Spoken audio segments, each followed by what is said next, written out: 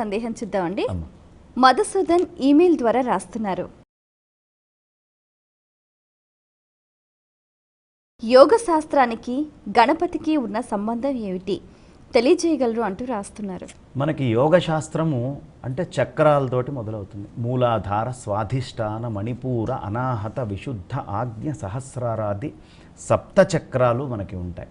ఈ సప్త చక్రాల్లో కూడా సప్తమ చక్రము సాక్షాత్తు గురువుకి సంకేతమైనప్పుడు షట్చక్రాలు సాధనకి ప్రధానమైనటువంటివి. ఈ షట్చక్రాల్లో మొదటి చక్రము మూలాధారము. అందుకనే మనకి త్యాగరాయస్వామి వారు రాస్తూ కూడా ఆయన కీర్తనలు మూలాధారజు నాదమెరుగుటే ముదముగ మోక్షమురా. ఎవడు ఆ మూలాధారాన్ని తెలుసుకుంటాడో వాడు మోక్షాన్ని పొందినటువంటి వాడు మాత్రమే మోక్షాన్ని పొందగలడు అనే సత్యాన్ని మనకు తెలియపరుస్తారు. శంకరాచార్యుల వారు ఆయన విఘ్నేశ్వరుడు ఎంత అనాది అని చెప్పడానికి మరి పార్వతీ పరమేశ్వర్ల కళ్యాణంలో కూడా విఘ్నేశ్వర పూజ చేశారు కదా. ఏమిటి దాని ప్రత్యేకత అంటే మూలాధారములో ఆయన ఉన్నాడు కాబట్టి మూలాధారం ఎంత సనాతనమో గణపతి అంత సనాతనుడు. అంటే పార్వతీ పరమేశ్వర్లు కూడా దేహముతో ఉన్నప్పుడు వాళ్ళకి కూడా మూలాధార చక్రము అనేది ఉంటుంది. అంటే ఆ చక్రానికే మూలస్వరూపుడైనటువంటి వాడు కాబట్టి మూలాధార చక్రం ఎంత అనాదో గణపతి అంత అనాది అని చెప్తారు.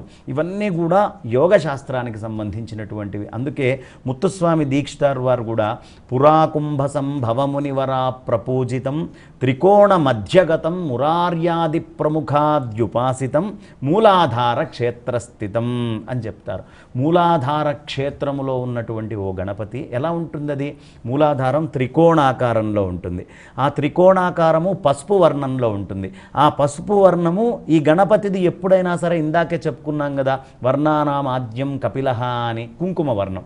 అందుకే మనం చూడండి, ఏ పూజ చేసే ముందైనా యోగ సంకేతంగా గుర్తుగా ఒక హరిద్రా గణపతిని త్రికోణాకారంలో చేసి త్రికోణాకారంలో ఆ గణపతిని ముందు పెట్టి ఆయన మీద ఆ త్రికోణాకారంలో ఉన్నది గణపతి కాదండి, ఆ త్రికోణాకారంలో ఉన్నది మూలాధార చక్రము మాత్రమే. దాని మీద ఎప్పుడు బొట్టు పెడతామో అప్పటి నుంచి పూజ ఆపకూడదు. ఆ కుంకుమే గణపతి. ఆ హరిద్రా వర్ణములో ఉన్నటువంటి మూలాధార చక్రం మీద ఈ కపిల వర్ణంలో ఉండేటటువంటి కుంకుమ ఏదైతే ఉంటుందో అది పెట్టడమే గణపతి యొక్క ఆవాహనకి మూలము. అందుకని ఆ మూలాధారములో గణపతిని ప్రతిష్ఠ చేసి ఆ గణపతి దగ్గర నుంచి శక్తి తీసుకున్న తర్వాత ఏం చెప్పారు ఆయన? మురార్యాది ప్రముఖాద్యుపాసితం.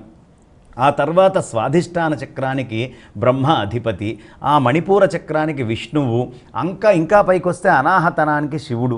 ఈ వీళ్ళందరూ కూడా అర్చన చేస్తూ ఉంటారట. దేనికోసం అర్చన చేస్తారు? బ్రహ్మ విష్ణు మహేశ్వరులు ముగ్గురు అంటే మూలాధారంలో గణపతి దగ్గర నుంచి కుండలిని అనే శక్తి ఈ చక్రాల దగ్గరికి వ్యాప్తి చెంది పైకి రావాలి అని నిరంతరము ఆయన అర్చన చేస్తూ ఉంటారు.